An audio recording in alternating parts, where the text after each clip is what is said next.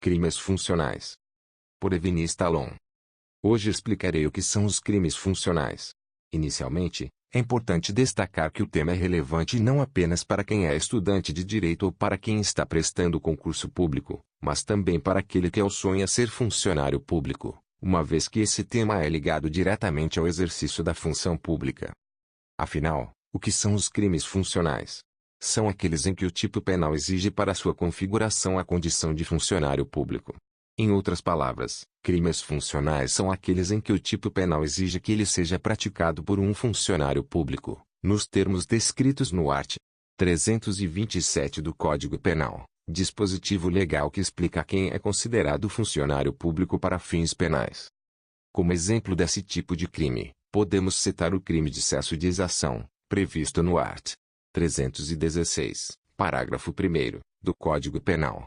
Nesse delito, o funcionário público exige um tributo ou uma contribuição social, que sabe ou deveria saber ser indevido, ou, quando devido, emprega meios de cobrança vexatórios, mais gravosos ou não autorizados por lei.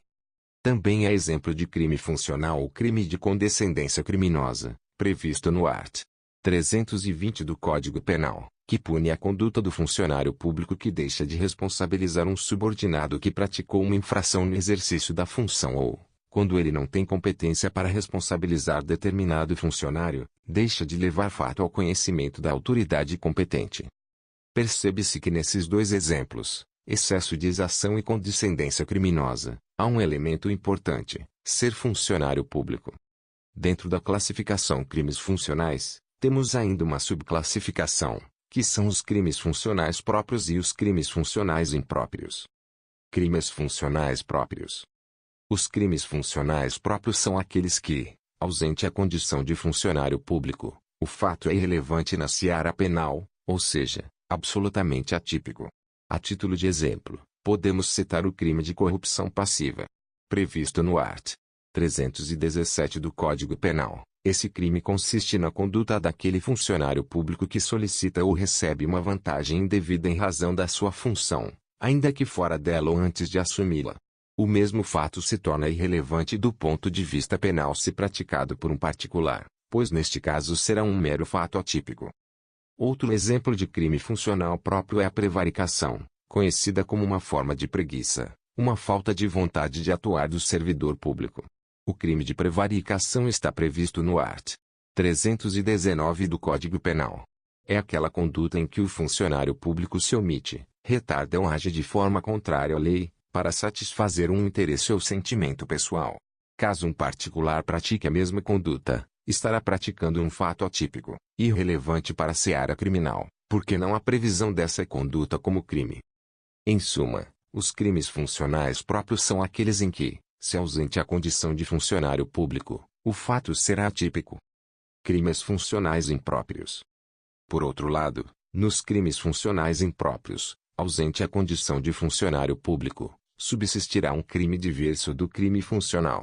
Não estando presente a condição de funcionário público, que é elementar do tipo penal, continuará sendo crime, mas diverso do crime funcional. Como exemplo, cita-se o crime funcional impróprio de peculato furto, previsto no art. 312, parágrafo 1º, do Código Penal. Nesse crime, um funcionário público, valendo-se de facilidade que lhe proporciona a qualidade de funcionário, subtrai um bem ou valor. Nesse caso, constata-se a prática do crime de peculato furto. Por outro lado, caso um particular pratique a mesma conduta de subtrair bens da administração pública, não será punido pela prática do peculato furto, mas também não haverá mero fato atípico, considerando que esse indivíduo responderá pelo crime de furto, previsto no art. 155 do Código Penal. Relevância prática. Para a prática processual penal, é importante saber essa diferença nos casos em que se alega que o agente não é funcionário público ou não praticou a conduta em razão da função. Nos crimes funcionais próprios, o afastamento dessa elementar produziria a absolvição, em razão da tipicidade da conduta. Por sua vez, nos crimes funcionais impróprios, a alegação de que não agiu na condição de funcionário público não geraria a absolvição, considerando que a lei prevê um crime diverso que não necessita dessa elementar. Logo, ocorreria mera desclassificação, se presentes os elementos do outro crime, como no exemplo da desclassificação de peculato furto para furto,